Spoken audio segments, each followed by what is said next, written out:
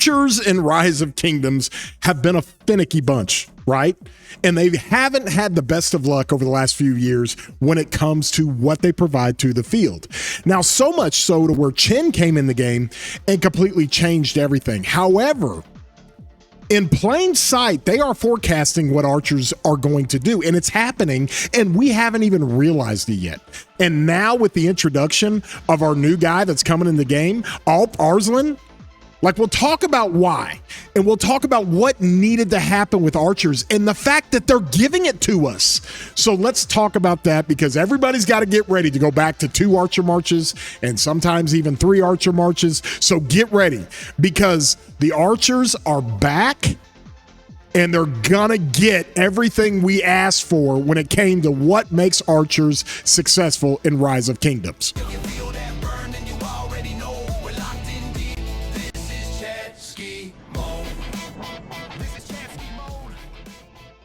Hey everybody, I'm your boy War Daddy Chadsky. I do videos for Rise of Kingdoms all the time, and if you enjoyed these videos, please throw a thumbs up on here. Give it a like.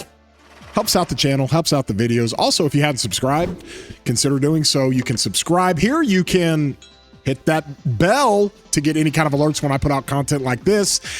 And we're continuing to grow our community. We're up to 80,000 subscribers now. Let's go. Holy geez. And I'm in the middle of my video giveaways where I give a $10 flux for every video. All you got to do to enter to win is comment down in this video. Every video I do, I'm going to take a random comment and I'm going to give away one of those $10 fluxes in the next video. So from our previous video that we had, I've got this comment right here, and this is from Silence. Is that how you pronounce his name?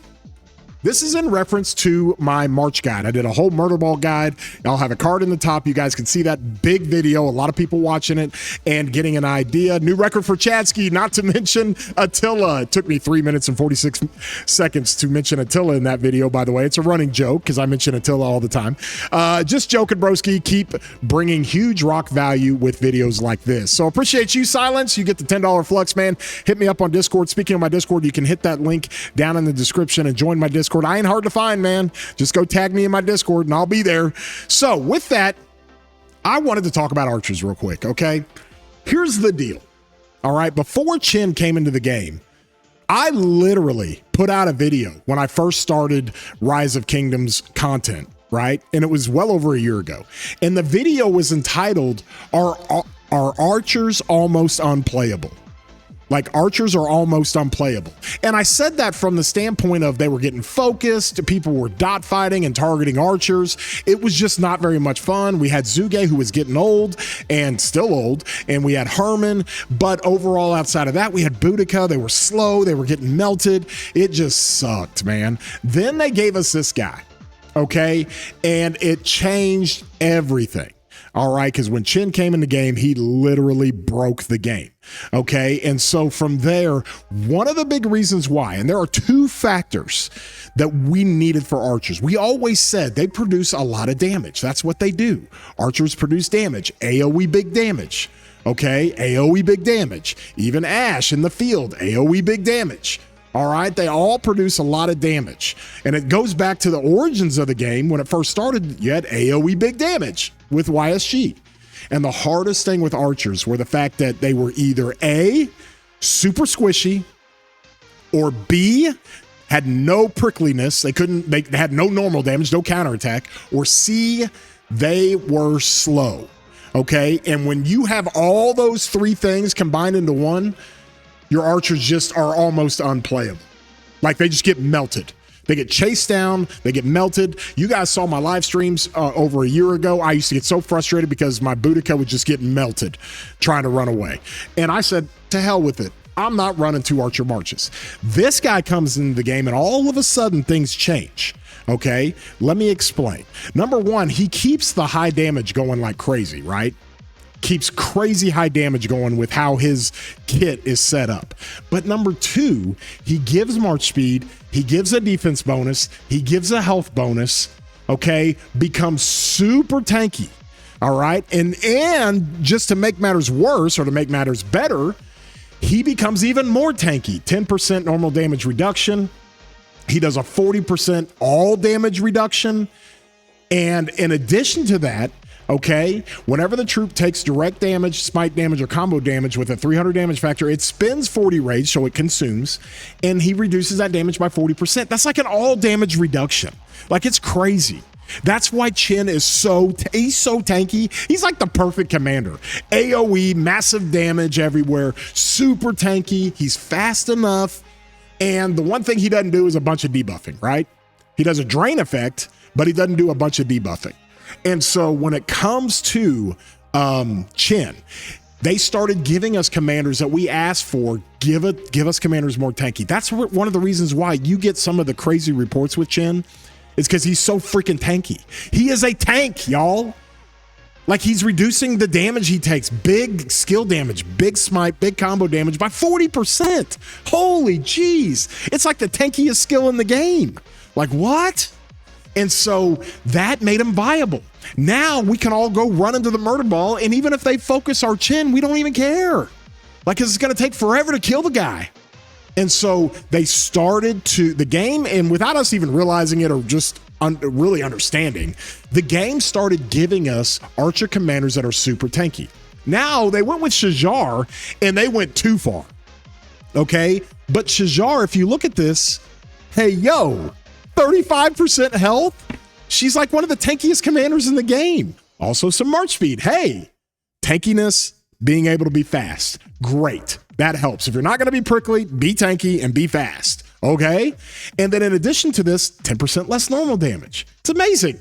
And she's got obviously the healing factors where she does buffing off of her healing. She's got all kinds of stuff in here with big healing that she does and all of that. And then she also does for the next 8 seconds after she does a big heal, you're going to take 40% less damage. Just super tanky stats.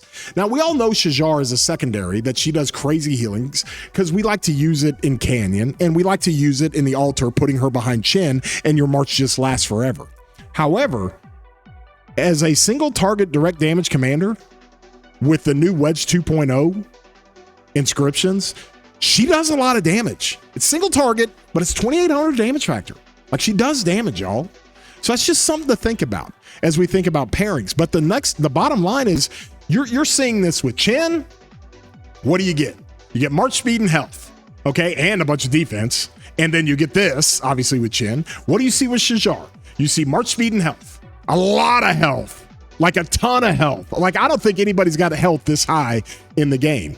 And then we got this guy, okay?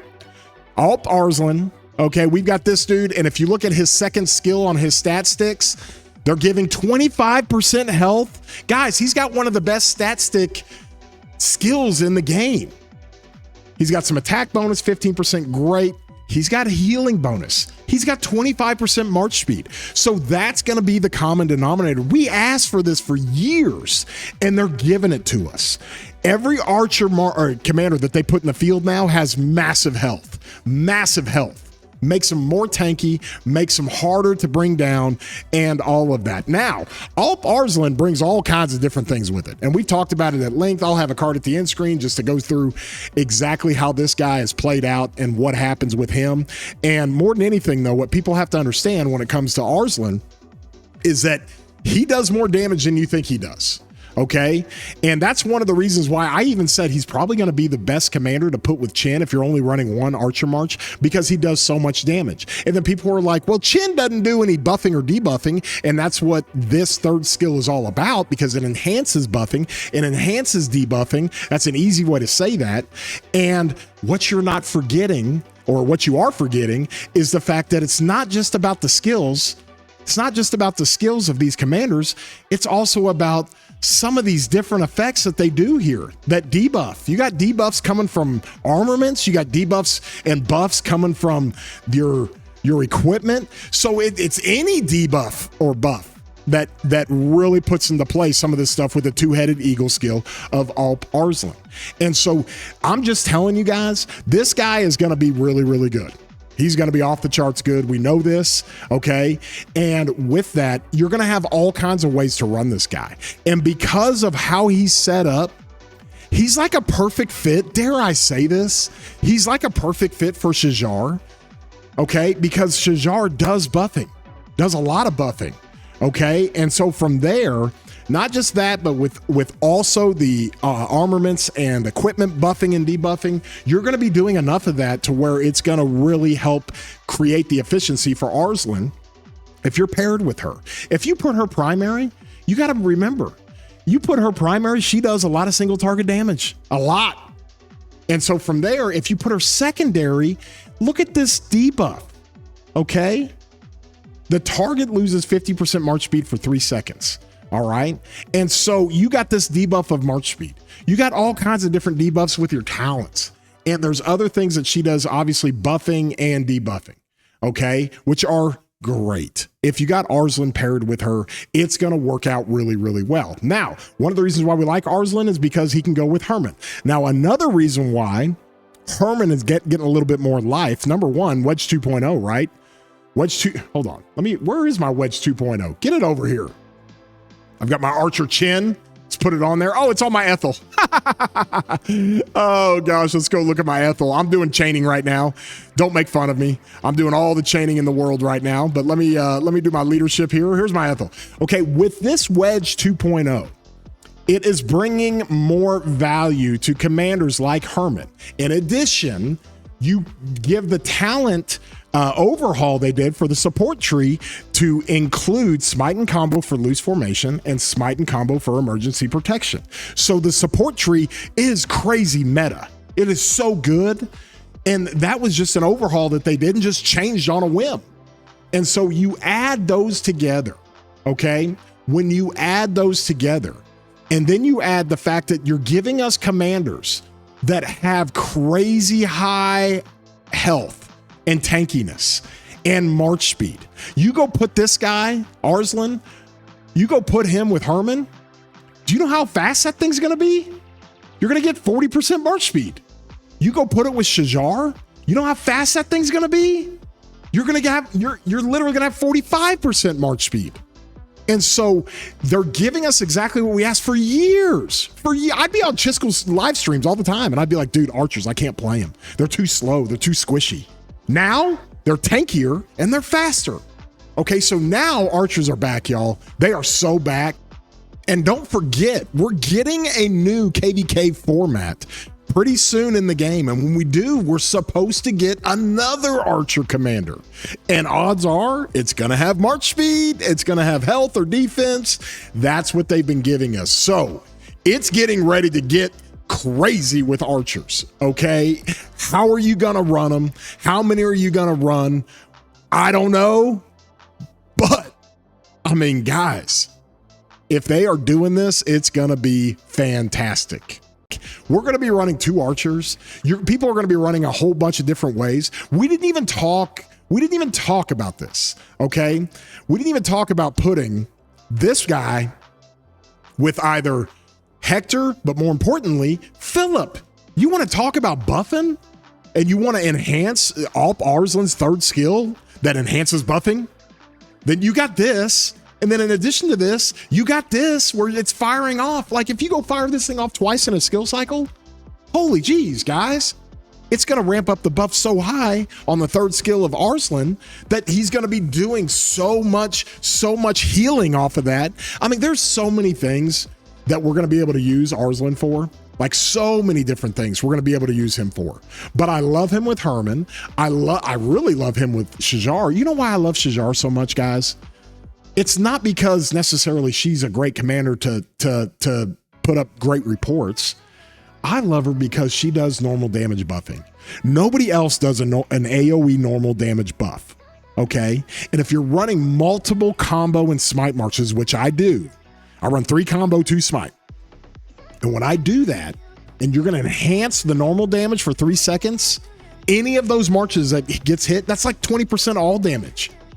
It's literally like a Philip situation to where you've got a Philip buff going on for 3 seconds.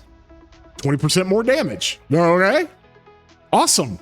She basically does the same thing, not to as many troops, but she basically does the same thing to your Delta and your pincer formation marches, your infantry smite and your cavalry combo.